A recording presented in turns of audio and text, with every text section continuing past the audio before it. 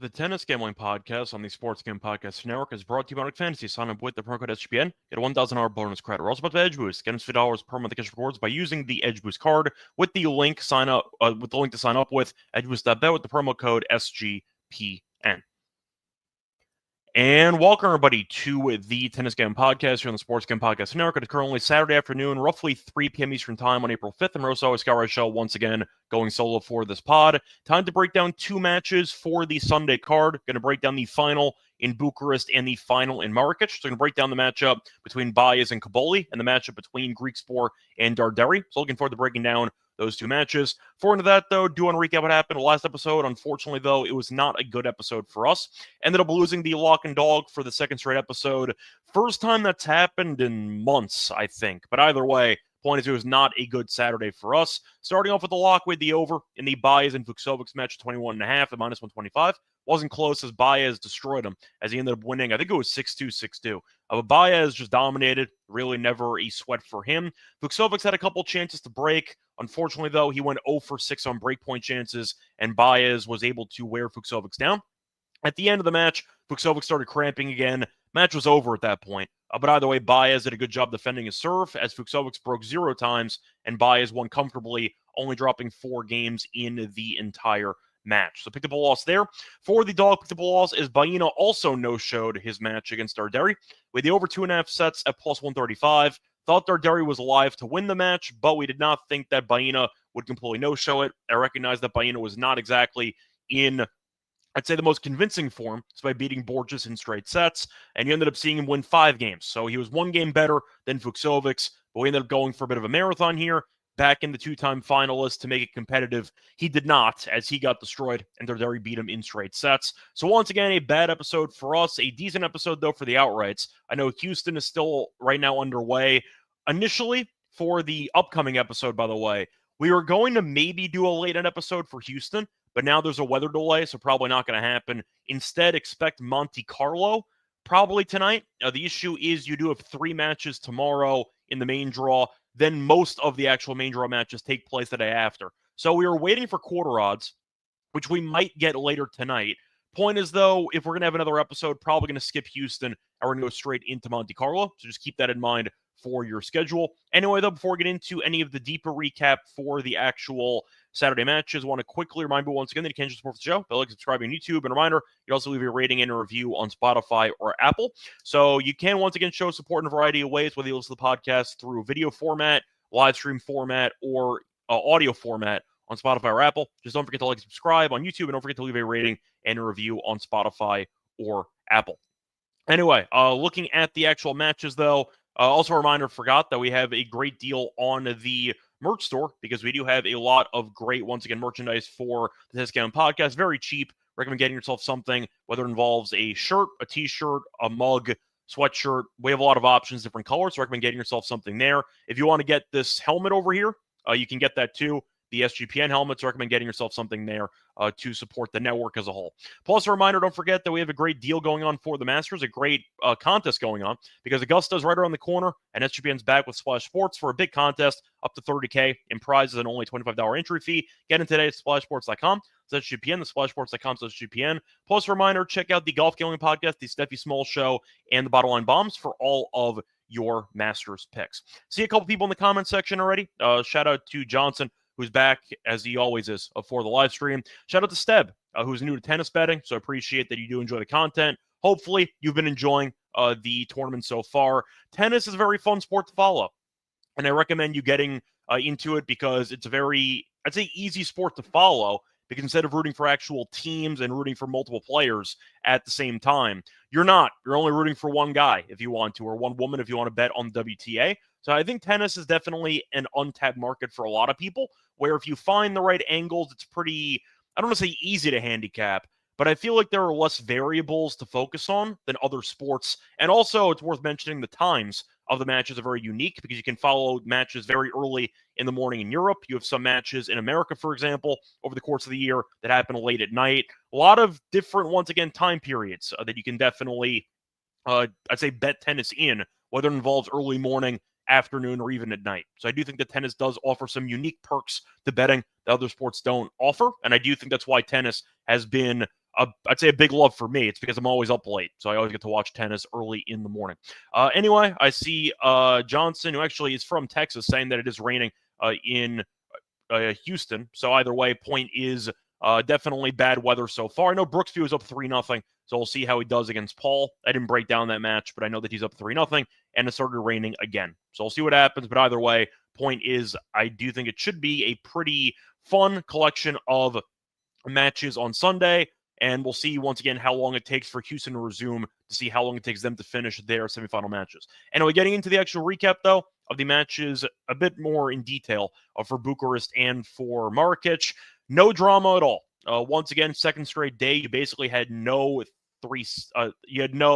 matches that ended up going to a third set. You saw Bias Coast only dropping 4 games against Fucsovics. Saw Kaboli win in even more lopsided fashion, beating DeZumer 6-3, 6-0.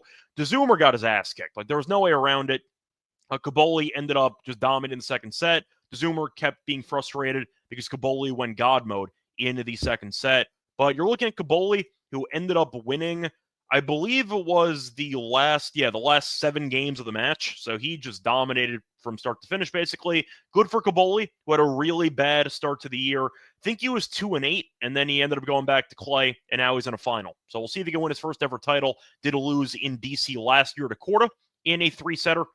And we'll see if he can get over the finish line here. Tough task, though, with Baez, who's one of the best clay players on tour. On deck, we'll see if Kaboli can get it done. Point is, though, you saw Baez drop 4 games in his match, and you saw Kaboli drop 3 games in his match. Both guys are in really good form, should result in a pretty fun Sunday final. But as for the Saturday card, definitely underwhelming if you bought a ticket to see the semifinal matches. As for Marrakech, it was slightly better, but not great. Darderi ended up beating Baena 6-3, 6-2. So we ripped up an outright here for Baena, but we do have Darderi in the final as an outright too.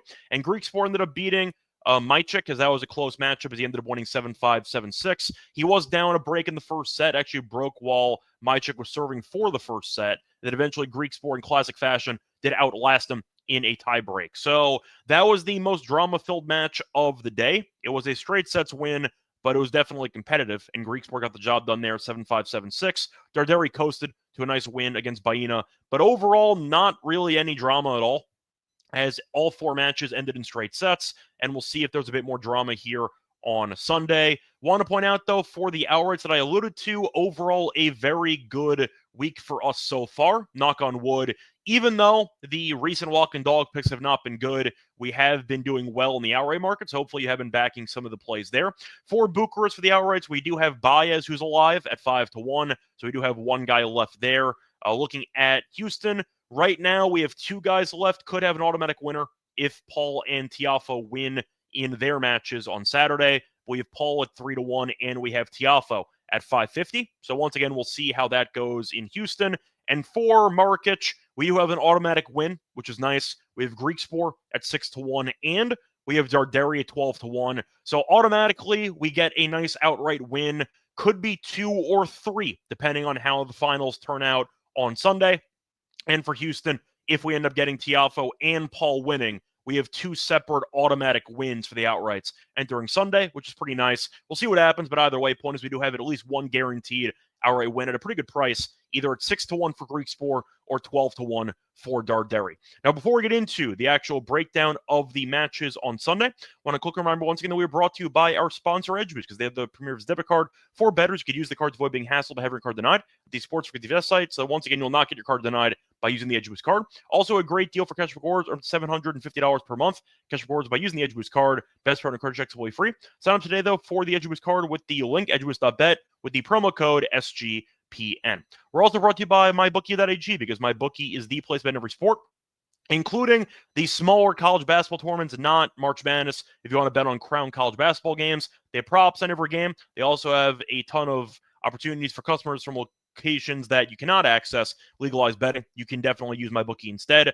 as a nice alternative. You'd also use crypto for lightning fast payouts and easy deposits. Head to MyBookie.ag, though, with the promo code SGPN for 100% deposit match up to 1K. Once again, 100% deposit match up to 1K with the promo code SGPN at MyBookie.ag. Welcome back, everyone, to the Tennis Game Podcast. Finish recapping what happened on Saturday. Time to move on into the final in Bucharest and the final in Marrakech. Starting off with Bucharest, you have Baez taking on Kaboli. Baez being here is not a surprise. I think we'd agree that Kaboli being here, though, is a surprise because he was in really bad form entering the event. Now, Baez is the favorite. No surprise. He's minus 185. For the dog here, Kaboli is plus 140. For the over-under in games, you have 22.5. The over is minus 105. The under is minus 125. If you want 21.5, you can get the over at minus 135. Now, for the spread here, you have minus 2.5 for Baez, minus 125. You have plus 2.5 for Kaboli at minus 105. If you want the 3.5, you can get Kaboli plus 3.5 at minus 140. Baez Kaboli plus 3.5 at minus 140. Baez minus 3.5 at plus 115. So point is, you can find some decent price and decent options if you do shop around. Now, for the head-to-head, there is no history, so I can't really talk about it, but I'll mention the path of both players. So Baez, we know, has won multiple clay titles in his career on the ATP Tour, and he did lose his last final, though, to De Gere, as he ended up losing in the final there in Santiago about a month ago, give or take. Point is, though, has been good in the event, but not dominant. Did look amazing against Fucsovics, his best performance by far in the event. Had a 3-set win against Comasagna and a 3-set win against Diallo, where he may have been bailed out by some rain, which caused the third set to be delayed onto the day after, which allowed Baez to regroup. But the point is, Baez, for the most part, has not been that great, but he looked really, really good against Fucsovics, and Fucsovics was the former champion. So definitely his best performance in the semis, and we'll see how he looks in the final. For Kaboli, he was the opposite. He ended up having a bit of a marathon there against Gasquet in the first round, winning 6-1 in the third set. Then beat Misalic in a very competitive match there, 7-6, 6-4, and then destroyed the Zoomer, 6-3, 6-0. So once again, both guys were in great form, at least yesterday, or I should say on Saturday, as they were able to win comfortably in straight sets, dropping less than 5 games apiece in the semifinal matches. So once again, both guys seem to be firing on all cylinders, and we'll see how the match plays out on Sunday. For this one, I understand why Baez is favored. I get it. He has more, I'd say, success in his career on clay, and he has won multiple ATP titles, and you're looking at Kaboli, who has not, who's never won a title in his career. Now, you're looking at Kaboli being in a great form, though. There has been a pretty solid amount of Italian support, I'd say, for just his overall matches. I have noticed that the crowd has been a bit louder for Kaboli than the opponents. Baez, though, I think will have some support as well. I think this matchup, though, should be closer than people think. They're pricing like Baez is going to destroy him. Maybe he does, but I do think that Kaboli has looked extremely solid, and I think that he can steal a set in this one. I think I'm going to go with Baez to win, though. It's tough to go against him. Once again, a reminder, we have him at 5-1. So if you want to hedge it, and you can take Kaboli if you want to. I'm not going to. I think Baez should win the match. But I think Kaboli is dangerous. You're looking at the firepower that he possesses, a pretty solid serve, and I do think that he has the game to at least win a set from Baez. I think Baez eventually will wear him down with the unforced error count for Kaboli. That can be an issue at times. Baez, we know, is not the best server. Kaboli's been opportunistic on the return games. I think that he can find openings. It's going to be a pretty interesting battle, though, because Baez, we know, can be defensive, and he also can possess some firepower if he wants to be on the aggressive side of things. Kaboli, though, can also do it both ways, and Kaboli is also very mobile. He's also, once again, very aggressive at times, and I like the overall forehand and the firepower that he possesses. If Kaboli can land enough first serves, I think he actually can somewhat limit the breakpoint chances that Baez will end up getting. Baez, though, I think will leave the door open. He ended up leaving the door open 6 times for Fucsovics in that very easy 6-2, 6-2 win. But Fucsovics had 6 breakpoints, and he was not able to convert. So I see Kaboli having chances to break on multiple occasions in each set. Think that he can get the job done for a set, maybe even to win the match. I think Baez is going to win, though. But for the value, I'll go with the over in this one. For the games at 21.5, I'll go with the game spread's tricky, though, because 3.5 at minus 140, I'm really not interested in. I think that's a little bit too juicy for me. So I'll go with the over for the games, and I'll go with the over in sets here. You can find over 2.5 sets at a pretty good price on Caesars at around plus 145. I think that's a great price. So once again, give me a close matchup here in the final, but I am going to go with Baez winning this one, in my guess, in 3 sets. Moving on to the final in Marrakech, you have Darderi taking on Griekspoor. Should be a fun matchup. This one not as surprising. I know Darderi has not really done much since winning his first ATP title about a year or so ago, but he was definitely looking good in the challenger entering the event. That's why we backed him to win the event, and as a result, he made it to the final. Griekspoor, though, has been a good clay player over the years. Not really the greatest clay 250 resume, but you might remember he ended up forcing Zverev to a fifth set, had a double break lead in the fifth set, and Zverev came back and made the final of the French Open. So Griekspoor is definitely a solid clay player, and I feel like he's kind of underrated on the surface. Now, to mention the path of both players, both guys have been sharp. I think Darderi's been a bit sharper so far in the event. So Griekspoor went to 3 sets against Busta in his first match, beat Bellucci in straight sets, and ended up beating Majcik in a competitive 7-5, 7-6. Arguably should have dropped the set as he was down a break in the first set. Came back, though, and did win in straight sets. For Darderi, he had a pretty easy win against Boyer in the first round, beat Gaston after dropping the first set, winning in 3. Then he beat Capriva as he got revenge for that Napoli final loss the previous weekend, and he was able to win 7-5, 6-2. And then he ended up beating Baena, who was the 2-time runner-up, one-time champion, or I should say one-time runner-up, one-time champion, as he ended up winning that one in straight sets, 6-3, 6-2. So Darderi's been playing very well. He ended up winning each of the last 2 matches in straight sets. Same thing with Griekspoor. Now, I mentioned the head-to-head. Unlike the Bias-Kaboli match, we actually have a head-to-head history here, as Griekspoor is 2-0 lifetime. Faced off twice last year. One was in Paris on hard court. Griekspoor won in straight sets. Doesn't really matter. Darderi is the definition of a clay court specialist, but they faced off in the French Open last year, and Griekspoor did win in straight sets. Will point out the first set of the match went to a tiebreak, so there was a classic Griekspoor set there where it ended up going distance. But he won 7-6, 6-3, 6-3. Now, the courts in Marrakech have played faster than the courts in Roland Garros, so it is definitely a different type of clay. But Griekspoor's serve has been the story of the event so far, and I think Darderi's serve is good too. But Griekspoor's just been serving out of his mind so far in the event, and the argument is if Darderi has to deal with the good serving of Griekspoor, will he generate enough chances to pull off the upset? I do think based on the form so far in the event, to mention the actual stats here. So Griekspoor has won 79% of his first serve points, which is insane. Now, Darderi's won 72%, so he's not been serving badly, and Darderi has won 1% more of the second serve points. But Darderi's not exactly been that great at capitalizing on breakpoint chances, as he's only capitalized on 30% of the breakpoint chances. Griekspoor has capitalized on 38% by comparison, and Griekspoor has saved more. So you're looking at the hold percentage. Griekspoor's held 92% of the time in the event, where Darderi's held 88% of the time. Point is, both guys have held pretty regularly for the event, so I do expect to see a pretty long match in this one, at least based on sets. For the actual spread, though, and the actual game lines or the match lines, you have Griekspoor at -150, Darderi's at +120. For the over-under, you have 23.5, -110 apiece. And for the spread here for the games, you have Griekspoor, -1.5 games at -115. You have Darderi to, once again, cover the +1.5 at -115 as well. So I do think based on the head-to-head history and based on the form in the event, I know Griekspoor's stats are better. Darderi's looked really sharp, though, so I think that it can be competitive. I'm going to go with a competitive matchup here. Maybe it goes 3. If Darderi won the match, I would not be shocked. You might get a breaker in there. I think the breaker was around -130 on DraftKings, which is a bit steep for me. You can find better prices on different books. I think BetRivers had tiebreaker at -104. It wouldn't shock me. We know Griekspoor is a bit of a marathon set guy. In fact, he has had a bunch of breakers over the last couple of months. Had a breaker in the last match, had a breaker against Busta in the first match that he played here, had a bunch of breakers in Indian Wells. Yes, it was on hard court, but still. The point is you might end up getting at least one marathon set, which is why the total is at 23.5. I think Darderi's going to leave with something. I'm not picking him to lose in straight sets, but I think Griekspoor is, once again, in great form.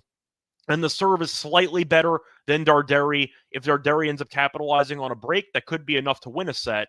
I'll go with the over in this one for the sets. Think you'll end up getting a 3-setter. But I do think that Griekspoor at 150, though, is that too steep?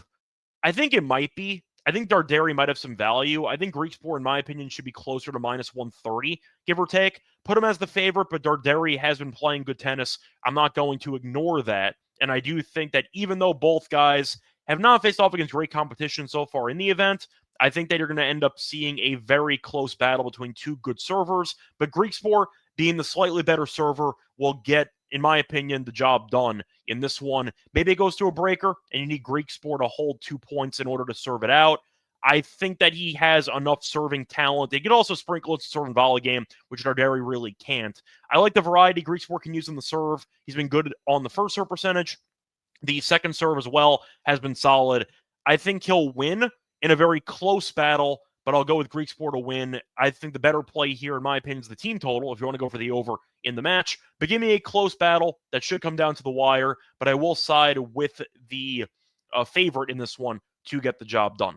And now that's going to wrap it up for the preview of the finals in Bucharest and Marrakech. Now it's time for the Lock and Dog picks.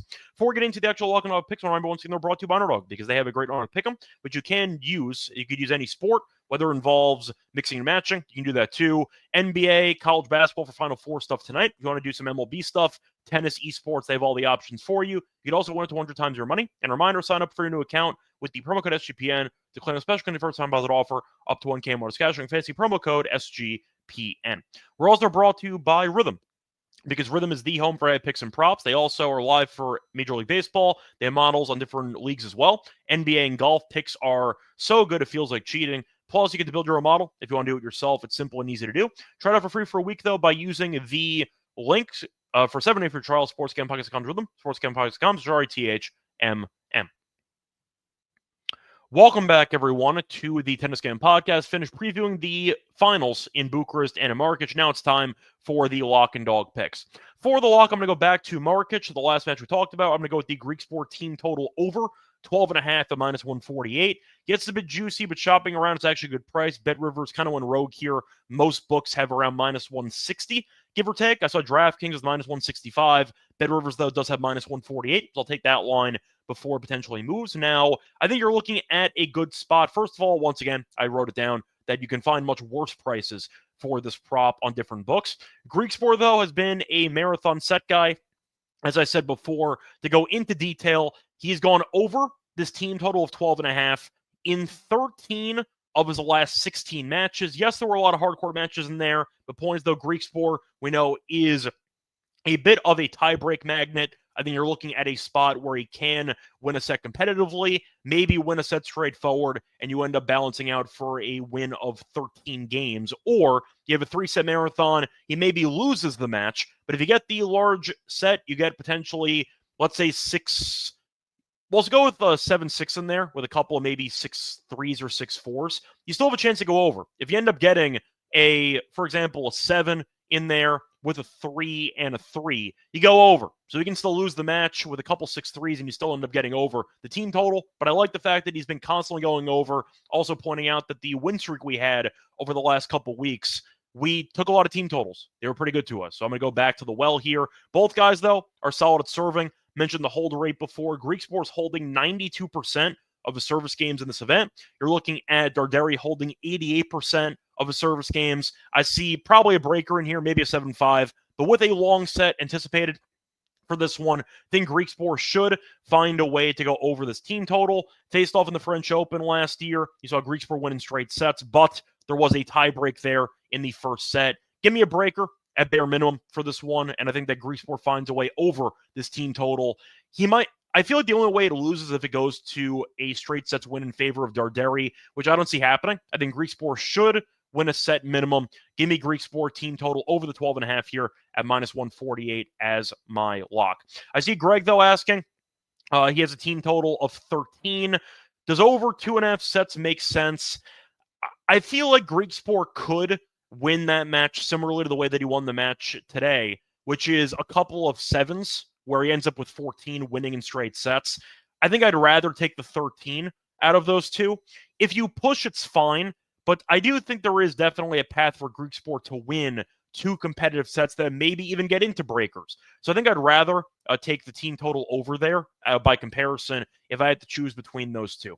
Moving on, though, to the dog here. I'm going to go to the Bucharest final between Baez and Kaboli. And you know what? People are picking Baez to roll. I am not going to. Give me the over 2.5 sets at +145. Both guys looked great in their matches on Saturday. You saw Baez drop 4 games in his match. You saw Kaboli drop 3 games in his match. Both guys look great. You're looking at Baez's recent clay matches, though. The Fucsovics, I'd say, coasting was a bit, I'd say, unexpected because he had been involved in a bunch of marathons previously. 4 of Baez's last 5 clay matches did not end in straight sets. He's been dropping sets to pretty, I'd say, average or below average clay players. Dropped a set to Diallo. Well, I don't think said he good on clay. Dropped a set to Comasagna. Point is, though, he has been dropping sets, and Caboli has also been involved in a couple of marathons over the past couple of weeks, as 5 of his last 7 matches have not ended in straight sets. He did win, once again, in straight sets the last 2 matches. The Misalic one was up there in terms of competitiveness because he was down 4-2 in the first set breaker, so he could have potentially dropped that set. But I think that Baez is going to win, but I don't see any value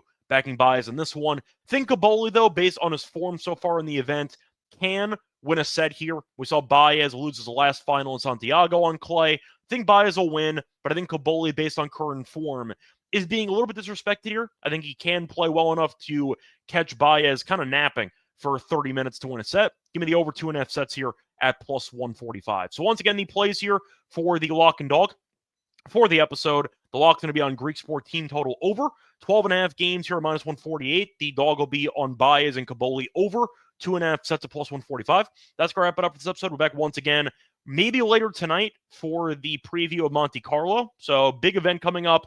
1,000, we'll be back for every round of that event. But we will be back, obviously, for the preview of that tournament. Until next time, good luck to all of you and all of your bets. Bye, everyone.